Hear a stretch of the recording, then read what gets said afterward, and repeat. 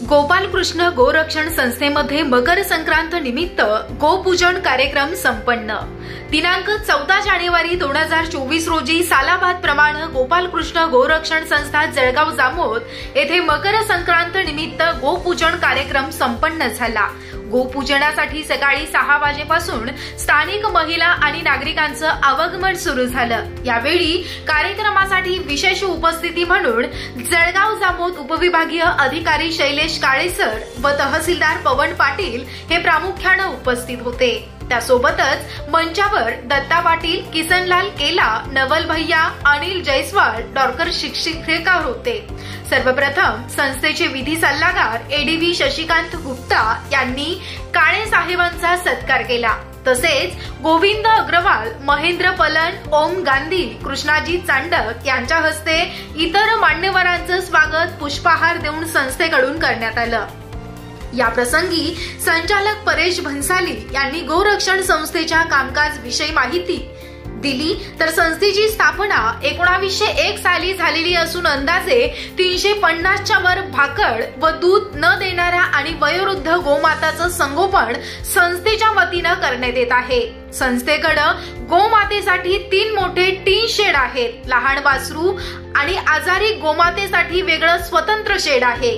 तसेच भरपूर चारा बसेल असे शेड, चारा शेड आहेत। संस्थेकडे गोमातेसाठी प्राथमिक उपचार सुविधा आहे।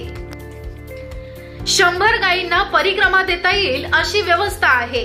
संस्थेचं कार्यालय इमारतीमध्ये दिंड्या, संतांसाठी निवास सुविधा आहे। संस्थेची सुरुवात शून्यातून सुरू होऊन आज रोजी ती भव्य दिव्य स्वरूपात भक्कमपणे उभी आहे।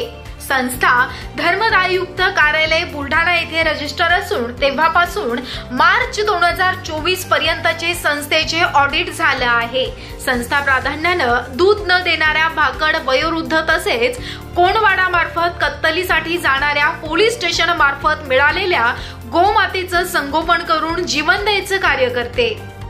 संस्थेचे मागील 20 वर्षात गावात फिरून कधीही वर्गणी जमा केली नाही, तसेच या कामासाठी कोणाची नियुक्ती सुद्धा केली नाही। संस्थेचे अध्यक्ष, सर्व संचालक संस्थेचे कामकाज पाहण्यासाठी संस्थेकडून कोणताही मानधन किंवा भत्ता घेत नाहीत। उपविभागीय अधिकारी शैलेश काळे यांनी संस्थेचा कारोबार हा नीटनेटका आहे असं सांगून संस्थेच्या कार्यास शुभेच्छा दिल्या।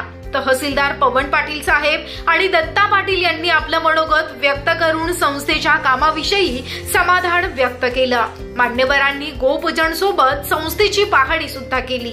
गोमातेला गुळ, ढेप, हिरवा चारा आणि पालेभाज्या देऊन गोपूजन केलं। त्यानंतर संस्थेचे अध्यक्ष सुरेश मोदी आणि सर्व संचालकांनी मान्यवर उपस्थित नागरिकांचे आभार मानले। यावेळी doctor Sandeep Wakekar, Arjun Gholap, Gopal Tawari, Pramod Bhansali, doctor Sitaram Gaththani, Kokate sir, Tukaram Kalpande, पत्रकार अभिमन्यू भगत, अतुल सोलंकी, जितेश पलन, शहरातील मान्यवर, बहुसंख्य नागरिक बंधू भगिनी आणि पत्रकार बांधव उपस्थित होते। यावेळी संस्थेकडून गोपूजनासाठी गुळ, ढेप, हिरवा भाजीपाला, डाळ आणि हिरवा चाराची व्यवस्था करण्यात आली होती। कार्यक्रम यशस्वीतेसाठी सर्व संचालक आणि गोसेवकांनी परिश्रम घेतले।